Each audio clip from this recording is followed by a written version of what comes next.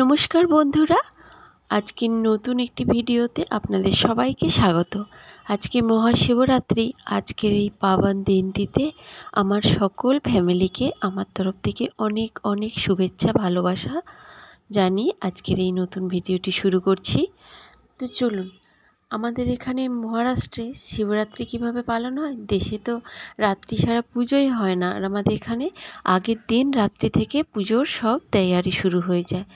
তার মধ্যে একটি পুজো আমার এই বাড়ির সামনেই হয়ে থাকে, তবে এখানে প্রত্যেকটা রাস্তার আনাচে কানাচে কোনায় কোনায় এভাবে বরফের শিব মূর্তি তৈরি করে পুজো করে প্রসাদ বিতরণ করা হয়। তো দেখুন আপনাদের দাদা কত প্রসাদ নিয়ে এসেছে আমার জন্য নয় অবশ্য, বাড়ির সবার জন্য, ছেলের জন্য, সকলের জন্য। তো আজকে রান্নাবান্নার ঝামেলা ওই জন্যই নেই, কারণ এখানে এত প্রসাদ দেয় বিভিন্ন রকমের, আর সেই রকম ভিড়ও হয়। তার মধ্যে দেয় শরবত, দেয় আইসক্রিম, দেয় চকলেট, দেয়, যে যেমন খুশি প্রসাদ এখানে দেয়া হয়। তো চলুন, খাওয়া দাওয়া করে আজকে সন্ধে হরিনাম সংকীর্তন আছে, ওখানে যাওয়ার নেমন্তন্ন রয়েছে সকলের সপরিবারে। তো ওখানেই যাওয়া হবে, সেই জন্য আজকে আর বিশেষ কাজকর্ম কিছুই ছিল না। আর পুজোর দিনে একটু ছুটি হলে বেশ মজা হয় না, তো সেই কারণে বিকেলে যাওয়া হবে। আপনাদের প্রসাদগুলো দেখিয়ে দিলাম, কারণ দেশে বাড়িতে এইরকম প্রসাদ দিতে আগে দেখি না, এখন দেয় কি না, এখন হয়তো দেয় বা বসে খাওয়ানো হয় এটা দেখি, কিন্তু এভাবে ডোনার সিস্টেমে প্রসাদ দিতে দেখি না কখনো। তো সেই জন্য আপনাদের সাথে আমি প্রসাদটা শেয়ার করলাম যে আমাদের এখানে কিভাবে প্রসাদ দিয়ে দিনের বেলা সারা দিনটা হৈ হৈ করে কাটানো হয়। চলুন, এই যে সন্ধেবেলায় পৌঁছে গেছি যে হলটিতে আজ কীর্তন হওয়ার কথা, তো গিয়ে দেখলাম এখনও সবাই এসে পৌঁছয়নি, তবে সাজানোর কাজ চলছে। দরজা খুলতেই দেখলাম এখানে ফুল দিয়ে চলার পথ তৈরি করে নেওয়া হয়েছে, আর দেখতে এত সুন্দর মনোরম হয়েছে যে চোখ ফেরানো যাচ্ছে না।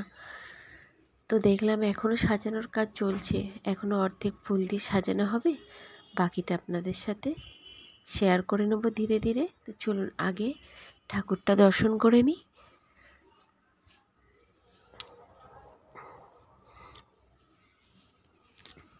এখানে যারা গুরুদেবের শিষ্য বা শিষ্যা রয়েছেন তারাই সবাই নিজে হাতে সব কিছু এগুলো রেডি করে নিচ্ছিলেন। তার মধ্যে ছিলেন আমাদের এই মাতাজি।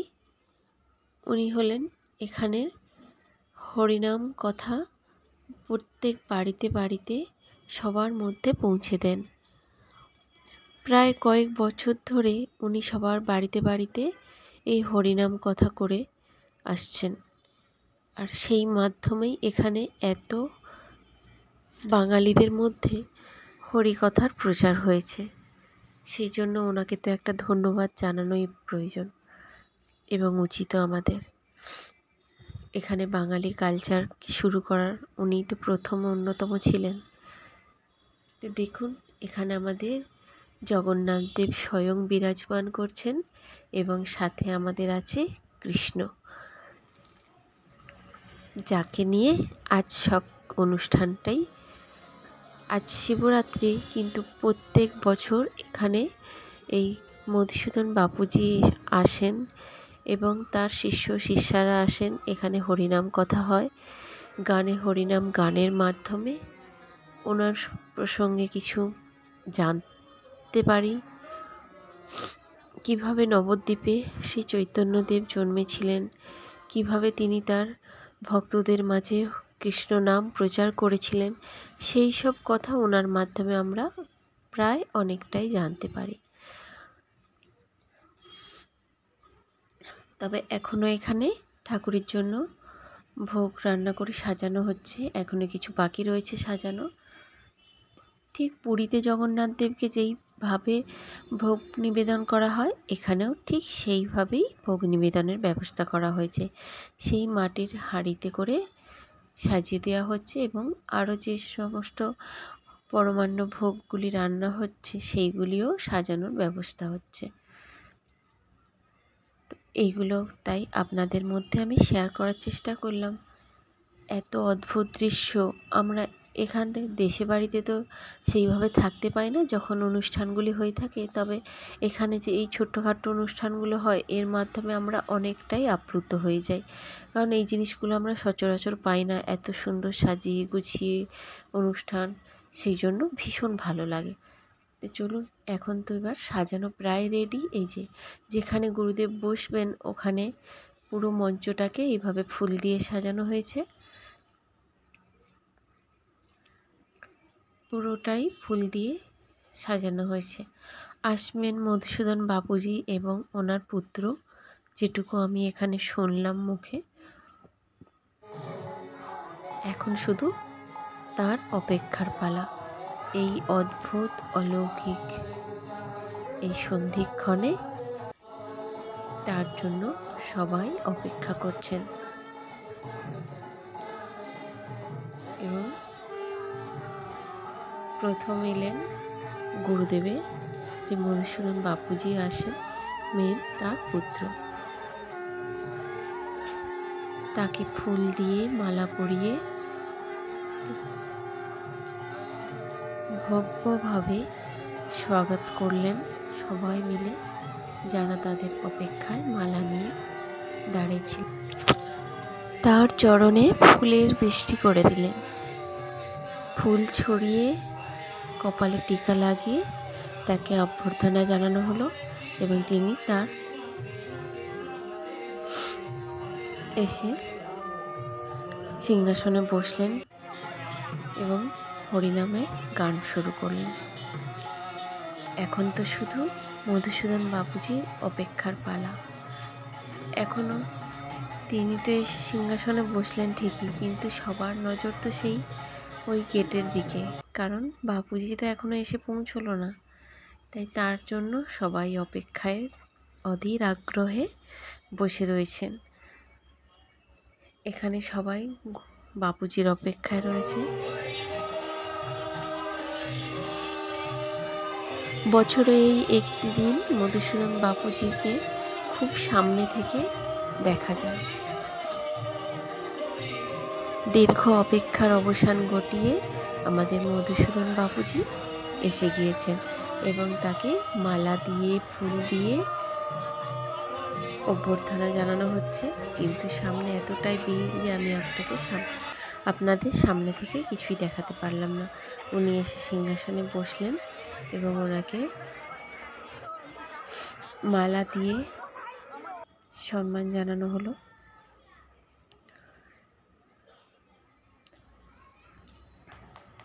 এখানে যারা সজ্জন ব্যক্তিরা ছিলেন তারা ওনাকে মালা দিয়ে অভ্যর্থনা জানালেন এবং উনি এবার গীতার দুটি কথা এবং হরির নাম কিছু কৃষ্ণ কথা প্রথমে মন্ত্রোচ্চারণের মাধ্যমে ওনার কথা বলা শুরু করলেন। তো চলুন শুনে নিই উনি কি বলছেন। श्री चैतन्य महाविष्णु विस्तार पुत्रे शरण कदामेन्द्रा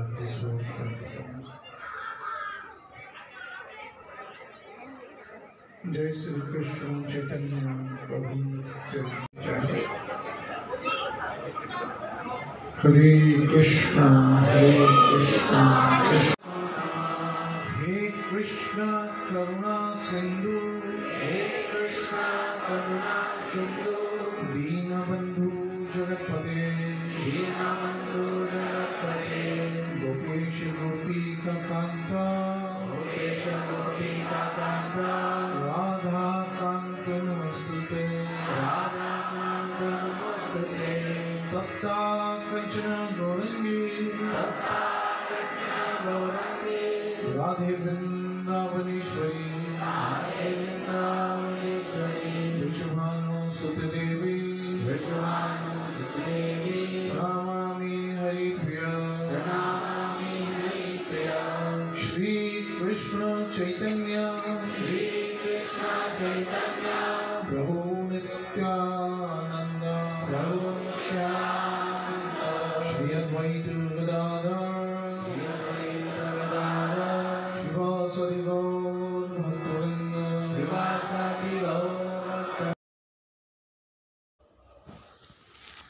হ্যাঁ, ওনার কথা শুনলাম কিছু, বেশ ভালো উদাহরণ দিয়েছেন উনি। হ্যাঁ, ইলেকট্রিক ছাড়া যেমন সব ইলেকট্রনিক জিনিস এর কোনো মূল্য নেই, তেমনি ভগবানের আশীর্বাদ ছাড়া, তার শক্তি ছাড়া আমাদের এই শরীরের কোনো মূল্য নেই। এটাই তিনি সংক্ষেপে বুঝিয়ে দিলেন। ওনার এই মূল্যবান, অতি মূল্যবান সময়টুকু আমাদের জন্য উনি দিয়েছেন, এটাই অনেক ভক্তদের কাছে। এই হলটা আসার সময় আপনারা দেখেছিলেন পুরো হলটি খালি ছিল, আর এখন দেখুন পুরো জনসমুদ্রে ভরে গেছে। প্রত্যেক বছর এই হয়, ওনার শুধু চরণধূলি পড়ার অপেক্ষা মাত্র, জনসমুদ্রের ঢেউয়ে যেন বয়ে যায়। ওনার অপেক্ষার অবসান হয়েছে। ওনার কথা, ভগবদ্গীতার কিছু কথা শুনিয়েছেন, পাঠ করেছেন। তারপর সব কিছু শেষে এবার খাওয়া দাওয়ার পালা। এখানে প্রসাদের জন্য ওপরে খাওয়া দাওয়ার ব্যবস্থা হয়েছিল।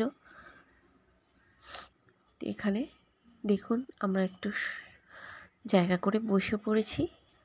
তো খাবারের মধ্যে ছিল আলু ভাজা, ভাত, লুচি, ছোলার তরকারি, চানা মশলা যেটাকে বলা হয়, চানা মশলা, ডাল, ফুলকপি, পনির, আলু দিয়ে, সবজি দিয়ে, কড়াইশুঁটি দিয়ে মিক্স সবজি, আমের চাটনি, পায়েস, পাঁপড়, মিষ্টি। ব্যাস, এই ছিল আজ প্রসাদের মেনু। আসার পথে আরেকটি ভোলানাথের মূর্তি দেখলাম বরফের। রাত্রি হয়ে গেছে। সুস্থ থাকবেন, সাবধানে থাকবেন। ভিডিওটি ভালো লাগলে লাইক করবেন। নমস্কার।